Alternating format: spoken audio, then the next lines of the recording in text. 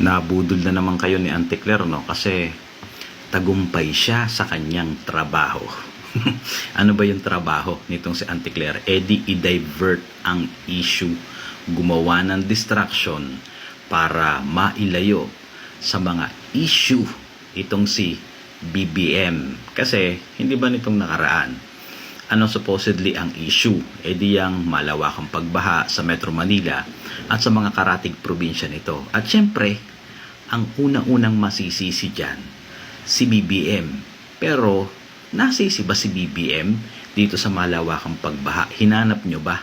Meron bang kumalat na hashtag nasaan ang Pangulo? Meron ba?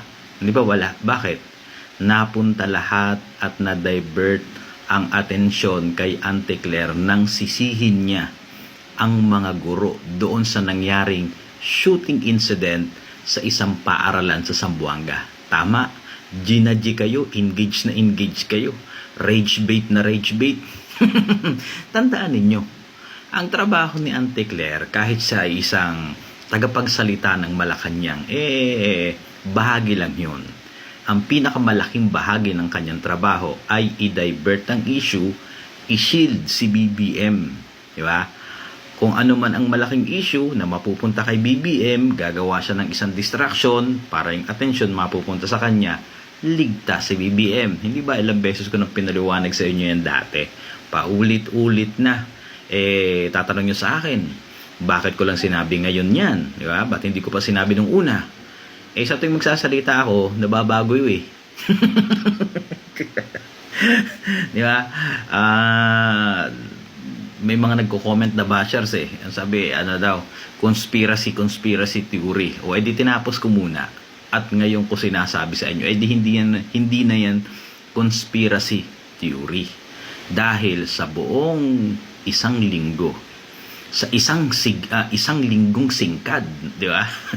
Na sa halip ay si BBM ang hanapin, napunta ang atensyon kay Auntie Claire.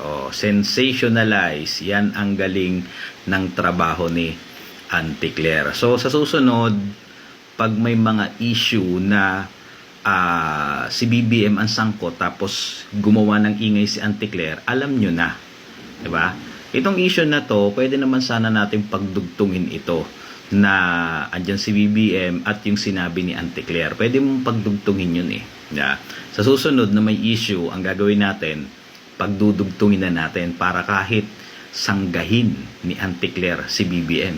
Kahit gumawa siya ng ano-ano mang mga kontrobersyal na pananalita at magiging rage bait yun, hindi matatanggal si BBM sa senaryo. Yon ang gagawin natin sa susunod.